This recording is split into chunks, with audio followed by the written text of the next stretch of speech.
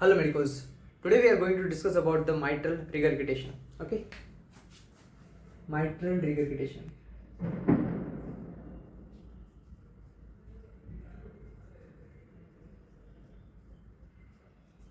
Okay? Okay. What is mitral? What is regurgitation? Regurgitation is backflow. Mitral means one mitral valve present in between the left atria and left ventricle. Okay, this left atria is left ventricle. This is the mitral valve. It is a bicuspid valve. Bicuspid valve. It is having two leaflet, anterior leaflet and posterior leaflet. Okay, what is mitral regurgitation? It is an backflow of ventricular blood into the arterium during the systole. During the systole, the ventricle got contracted, and due to the defect in the wall or due to some pathology, the fluid present in left ventricle, instead of going here, it will go here. Okay, it is called as mitral regurgitation. It is a backflow of ventricular blood into the arterium during the systole. Okay, let's discuss the causes of mitral regurgitation. It is having primary causes and secondary causes. Causes of MR. Okay, it is having primary, secondary. Primary MR is due to valvular heart disease, valvular disease. For example, rheumatic heart disease. Next, rupture of chordae tendini, as in infective endocarditis. Next, rupture of or dysfunction of papillary muscles of heart. Papillary muscles of heart. It also causes primary MR in MI, acute MI. Okay. Next, fibrosis of mitral valve will lead to the decreased closure. It is not able to close completely, so it causes MR. This 2 and 3 point, rupture of chordae tendini and dysfunction of the papillary muscle will lead to the acute MR. Acute MR. Acute MR also occur in balloon valvotomy. Okay? Post balloon valvotomy. These are the causes for acute MR. Next, coming to the secondary MR. Secondary MR is also called as functional MR. It's also called as functional MR. Functional MR. Seen in DIA. DIA. D for DCM, dilated cardiomyopathy. I for ischemic heart disease. A for aortic regurgitation. Okay. Now coming to the pathophysiology of MR. We are having acute MR and chronic MR.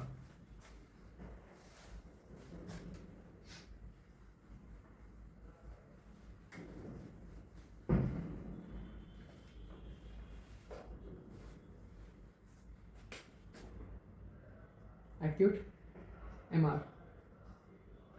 Okay. In acute MR, what happens? This is in left atrium, this is a left ventricle. During systole, the valves are unable to close completely. So what happens? It regurgitates the blood. Okay. In acute MR, the cardiac output will be decreased cardiac output, because the complete blood is not going here. It is going back to the arterium. Okay, and then this blood is going back into the arterium, so it will lead to the sudden increase in the pulmonary left atrium pressure. Increasing left atrium pressure, sudden increase in left atrium pressure. So what happens? The blood comes from the lungs via pulmonary vein. So increase in the left pulmonary vein pressure. Increase in left pulmonary vein pressure बढ़ गया. So what happens? There are leaking of capillaries in lungs will lead to the acute pulmonary edema or flash pulmonary edema. Okay. Now coming to the chronic MR. In chronic MR, cardiac output will be preserved. In acute, cardiac output is not preserved. Decreased cardiac output, which could be the reason for syncope also in acute MR. Okay, coming to the chronic MR. Chronic MR. Okay, this is left atrium, this is left ventricle, this is aorta, aortic wall, mitral wall. Okay, there is backflow of ventricular blood into the left atrium. So what happens? But in chronic MR, the cardiac output is preserved. That's the key point here. Cardiac output is preserved, but the blood is coming from the atrium to ventricle. It does not completely go into the aorta. Some part of blood will regurgitate into the left atrium. So what happens? There will be increase in the size of left atrium. It is called as compensatory increasing left arterial size. Left atrium size. Okay. Compensatory increasing left atrium size. Okay. Now, what happened? After some period of time, the compensation become failed. So what happened? The decompensation phase will start. Compensatory phase, and after that, decompensation, which will lead to the increase in the left atrium pressure, which will lead to the increase in pulmonary vein pressure, which will lead to the lung congestion, which will precipitate dyspnea. Okay, this one is another mechanism. Now, when the artery is contracting, the blood is present in the arteria, left arterial blood, from ventricular blood plus pulmonary venous blood. Okay, the amount of blood will increase in the left ventricle because the ventricular blood also, which is regurgitated, plus pulmonary venous blood also. So increase in the left ventricular end diastolic volume. Okay, so what happened? There is not any space to accommodate this fluid. So what happened? The left atrium will increase in the size, which will cause as hypertrophy of left ventricle. Okay, now which type of hypertrophy? Eccentric type of hypertrophy. So what is concentric type of hypertrophy? What is eccentric type of hypertrophy? Concentric type of hypertrophy is when the heart is unable to pump the blood effectively, then the concentric type of hypertrophy occurs. So the other concept is, this is in left atrium, this is left ventricle. Okay, there is first, this is in left ventricular end diastolic volume. Due to contraction, what happens? This blood should be pumped to the aorta, but due to the wall defect, the blood get regurgitated into the left atrium. So the left atrium having blood from left ventricle plus pulmonary veins. So this blood accumulate into the arteria. Okay, then the accumulated blood will again shift in during the diastole. It will shift to the left ventricle. So what happens? Left ventricular end diastolic volume is increased. Okay, left ventricular end diastolic volume is increased. That means preload is increased. Increased preload. Before contraction, preload is increased. Okay, now the ventricles got modification, which is called as hypertrophy or dilatation of left ventricle. Dilatation of left ventricle to accommodate more blood. Okay, the left ventricular dilatation, it is also called as eccentric type of hypertrophy, eccentric type of hypertrophy. Now what is concentric type of hypertrophy and what is eccentric type of hypertrophy? Concentric type of hypertrophy occur in when the heart is unable to pump enough blood. Okay, and eccentric type of hypertrophy occurs when the blood is more but the ventricle is unable to accommodate all this blood, or during the increasing preload. It will lead to the hypertrophy of the left ventricle. Which one? Eccentric type of hypertrophy. Now what is the eccentric type of hypertrophy? In this, increase in the or dilation of left ventricle occur. dilation of left ventricle occurs. Now the dilation of left ventricle occurs means what? See, this is left ventricle. Okay, this is dilation, increase in volume. Okay, now this one is dilated. This one is dilated. Okay, now the apex is shifted downward and backward. Okay, it's increasing like this. Okay, the apex is shifted backward and downward. Clear? Then what happened? The dilation of left ventricle, which will lead to the palpitation, increase in the heart palpitation. Okay, this is about the mechanism or pathophysiology of chronic MR.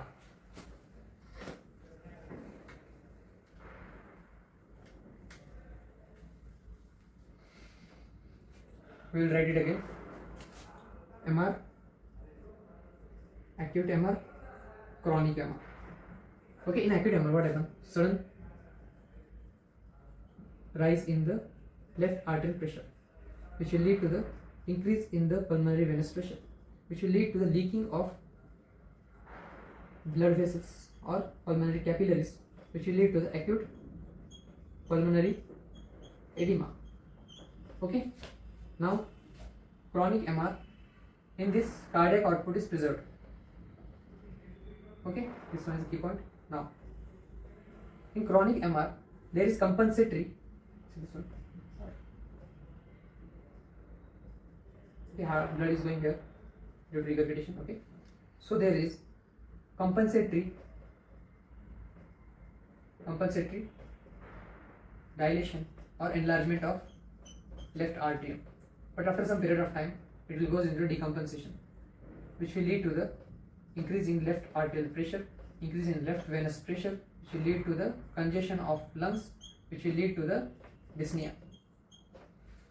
Okay, now other concept was, when the blood is going to the left atrium, there is increase in the left arterial blood from left ventricle plus pulmonary vein. Okay, so all this amount of blood will goes into the left ventricle during the diastole. So increase in the preload. Increase in preload means what? Increase in left ventricular end diastolic volume, which will lead to the dilation of left ventricle. Dilation of left ventricle. Okay, which type of dilation? Eccentric type of hypertrophy. Okay, then the apex is shifted backward and downward. Okay, this is about the pathophysiology of acute and chronic MR. Now coming to the next examination finding of the MR, mitral regurgitation. Examination finding of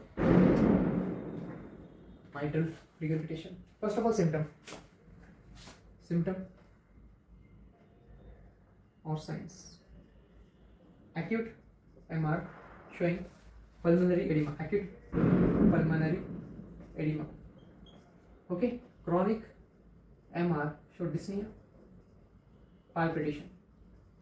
Okay, coming to the general physical examination finding of the MR.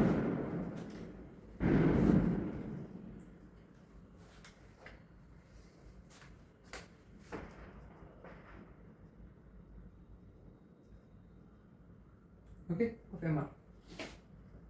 You can check pulse, blood pressure, apex beat, JVP, right parasternal heel, loud P2. Okay, in MR, pulse is normal, BP is also normal, apex beat is shifted to backward and downward. Okay, JVP, right parasternal heel present, JVP present in the, if it is having pulmonary hypertension. Okay, now coming to the auscultation finding.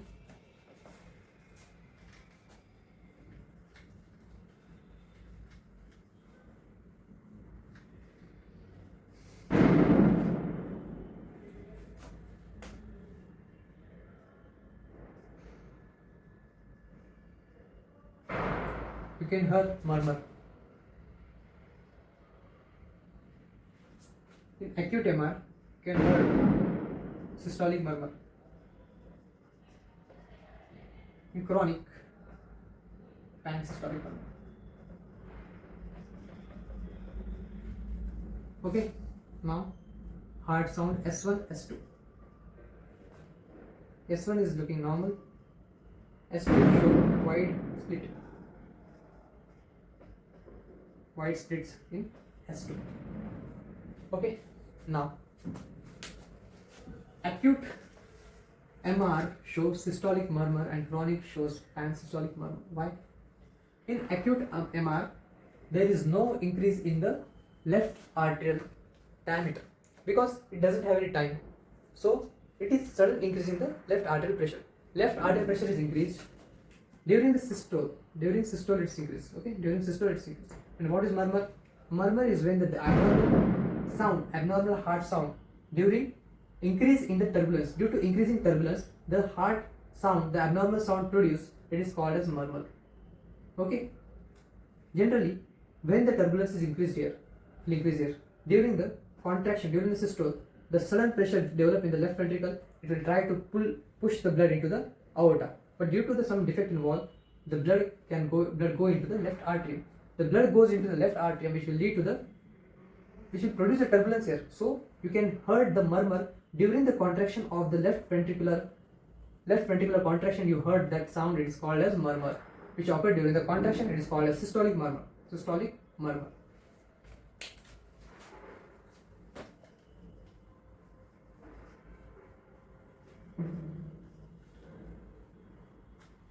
Now coming to the investigation. Diagnostic DOC is electrocardiography.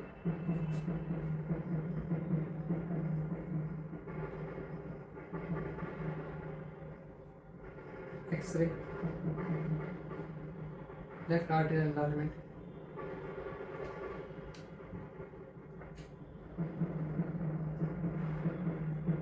ECG shows P-mitral bicuspid PVS, biphasic PVS in left atrial enlargement. Okay, diagnostic findings 2D echo. Okay, coming to the management. Management of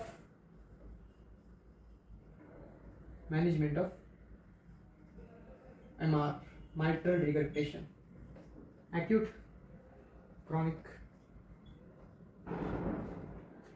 Okay, acute MR is considered as a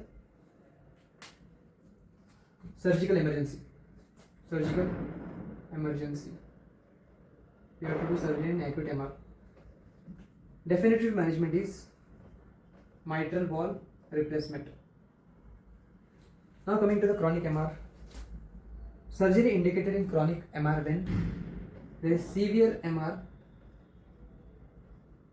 with symptoms, dyspnea, palpitations. Okay. Next, severe MR with asymptomatic, surgery indicated when symptomatic. 3 possibilities. With mild to moderate LV dysfunction,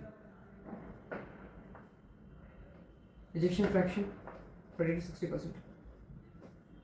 Then you can do surgery.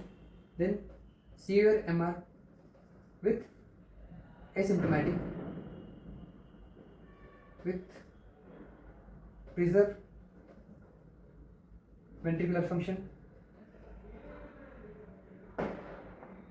PASP more than 50 mmHg. Left ventricular and diastolic volume more than 40 mmHg. Okay, now three condition. Third one, first, second, third. Severe MR with asymptomatic patient having new onset of atrial fibrillation. Then you can do surgery. Okay, this is about the mitral regurgitation.